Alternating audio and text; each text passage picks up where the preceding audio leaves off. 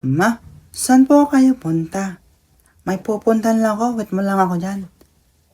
Ma, gusto ko sumama. Hindi pwede, magulo ka lang doon.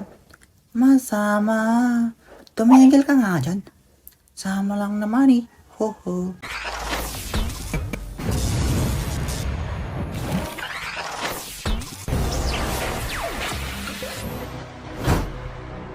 Si Mama ang lagi kong sandalan sa tuwing may mga problema ko. At siya rin yung nagpalaki at naglawal sa akin. Nagpapasalamat ako kasi sa dinami-rami ng ipinanganak sa mundo, ako pa yung lumabas. Hehe. Ang ating magulang ay siyang ilaw ng tahanan. At malaking pasasalamat sa magulang natin dahil talagaan tayo. Pinagluluto nila tayo ng masarap na almusal. Kaya proud ako sa may mga magulang na nandyan palagi para sa mga anak nila. Hehe. Bata pa lang ako, lagi akong sinusuportahan ni Mama sa pag-aaral nung elementary pa lang ako. Hanggang sa mag-high school na ako, siya rin yung nagsabi sa akin na huwag makipag-away. Lagi rin sinasabi ni Mama na mag-aral mabuti, hehe. Anak, ito baon mo, pasok ka na. Ah? Ba't 5 peso lang, Ma? Malaki na yung 5 piso. Ano pang hinahanap mo? Pang-computer ko sana pag-uwi, hehe. Puro ka na lang computer. Wala kang natutunan sa school. Lumaki ako sa broken family na pamilya. Dahil nagloko ang papa ko. Lagi silang nag-aaway ni Mama kapag lasing na si Papa. Isang araw nalasing si Papa at nanggulo sa bahay. Si Mama hindi na nakapagpigil. Kaya binato ni Mama si Papa ng kaldero. Isang araw, nahuli ni Mama na may kausap na babae si Papa. At doon nag-away ulit sila. At dahil bata pa lang ako nun, elementary pa lang ako nung iniwan kami ni Papa para magtrabaho sa ibang bansa. Para may makakain kami. Elementary pa lang ako, si Mama na yung nag-aasikaso at nag-aalaga sa akin. Kaya nasanay ako na si Mama lagi yung gusto kong kausap. Naalala ko dati sa tuwing sumasakit ulo ni Mama, lagi ko siyang binibilihan ng gamot at minamasahe ko ang kanyang likod. Meron tayong iba't ibang nanay. May nanay na lagi tayong pinapahalagan at pinoprotektahan. Ang tagal-tagal na tong pandemic pero di pa rin nawawala.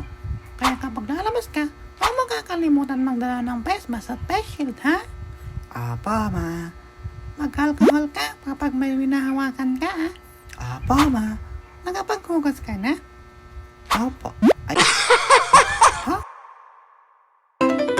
Nung bata pa lang ako, hindi ako madalas nag-commute papuntang school namin kasi medyo malapit lang ang school namin.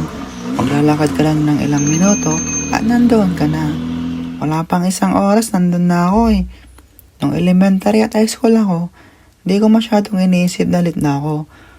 At di ko rin pinaproblema ang pag-commute. Nagko-commute lang ako kapag late na ako, ganun. Sasakay ako ng tricycle. At yun, pagkababa ko nagtakbo agad sa school. Minsan pa nga, pinagsasabihan ako ng teacher ko na ang lapit-lapit na nga ng bahay. Nalilit pa. May mga nanay din na mas gugusto nilang mag-aral ka muna bago magkaroon ng jowa. Anak, asigasuhin mo pag-aaral mo, ha? Huwag ka muna magjojowa. Apa, Ma. Lagi mong pagbutihin pag-aaral mo, ha? Apa, Ma. Kamusta pala grade mo? Ayun, Ma. Bravo ka na. Ay, Ha? stricto si Mama dahil ayaw niya na lagi akong nasa labas ng kalsada. Nung bata kasi ako, puro na lang ako laro. Kahit ang init-init, naglalaro pa rin. At sa tuwing gabi, lagi akong naglalaro. Nasaan na kaya yung bata na yun? Anong oras na, oh? Isasaraduhan ko na yun. Hala, gabi na pala. Mukhang nasobra na ako sa laro. Baka lock ni Mama yung pinto. Makauwi na nga lang. Ma? Ma? Bahala ka dyan.